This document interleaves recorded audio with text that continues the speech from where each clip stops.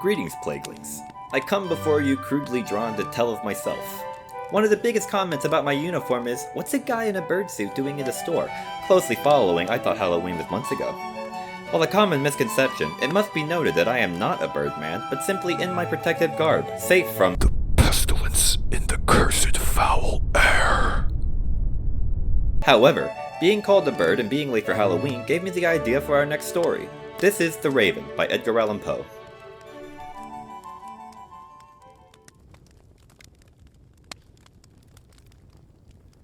Once upon a midnight dreary, while I pondered weak and weary over many a quaint and curious volume of forgotten lore, while I nodded, nearly napping, suddenly there came a tapping, as of someone gently rapping at my chamber door.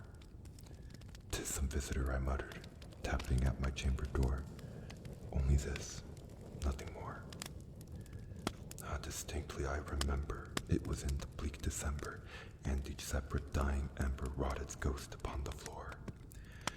Eagerly I wished the morrow, vainly I had sought to borrow from my book surcease of sorrow for the lost Lenore, for the rare and radiant maiden whom the angels named Lenore, nameless here forevermore. And the silken, sad, uncertain rustling of each purple curtain thrilled me, filled me with fantastic terrors never felt before, so that now to still the beating of my heart I stood repeating, "'Tis some visitor entreating entrance at my chamber door, some late visitor entreating entrance at my chamber door. This it is, nothing more." Presently my soul grew stronger, hesitating then no longer. "Sir," said I, "or madam, truly your forgiveness I implore. But the fact is I was napping, and so gently you came rapping, and so faintly you came tapping at my chamber door, that I scarce was sure I heard you. Here I opened wide the door. Darkness there, nothing more." Deep into the darkness peering, long I stood there, wondering, fearing, doubting, dreaming dreams no mortal ever dared dream before.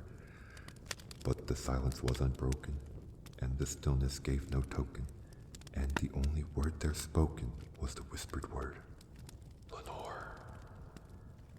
This I whispered, and an echo murmured back the word, "Lenore." Merely this, and nothing more.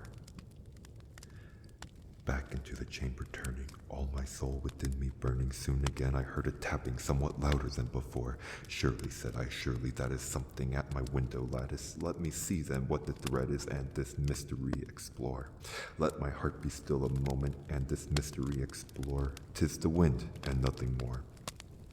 Open here I flung the shutter, when with many flirt and flutter in there stepped a stately raven of the saintly days of yore. Not the least obeisance made he, not a minute stopped or stayed he, but with mine of lord or lady, perched upon my chamber door. Perched upon a bust of Pallas just above my chamber door. Perched and sat, and nothing more. Then this ebony bird beguiling my sad fancy into smiling by the grave and stern decorum of the countenance it wore. "Though my crest be shorn and shaven, thou," I said, "art sure no craven, ghastly, grim, and ancient raven, wandering from nightly shore. Tell me what thy lordly name is on the night's plutonium shore." Quoth the raven, "Nevermore." Much I marvel, this ungainly fowl to hear discourse so plainly, though its answer little meaning, little relevancy bore. For we cannot help agreeing that no living human being ever yet was blessed with seeing bird above his chamber door, bird or beast upon the sculptured bust above his chamber door, with name such as Nevermore. But the raven, sitting lonely on the placid bust, spoke only that one word, as if his soul in that one word he did outpour.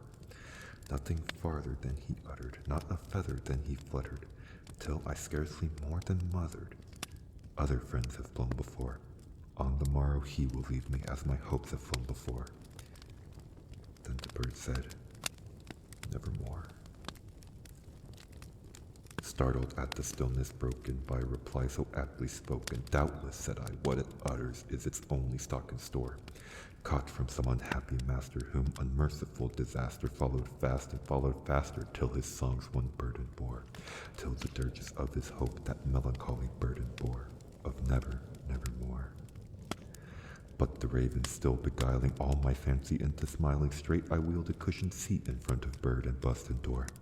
Then upon the velvet sinking, I betook myself to linking fancy unto fancy, thinking what this ominous bird of yore, what this grim, ungainly, ghastly, gaunt, and ominous bird of yore meant by croaking, nevermore. This I sat engaged in guessing, but no syllable expressing to the fowl whose fiery eyes now burned into my bosom's core.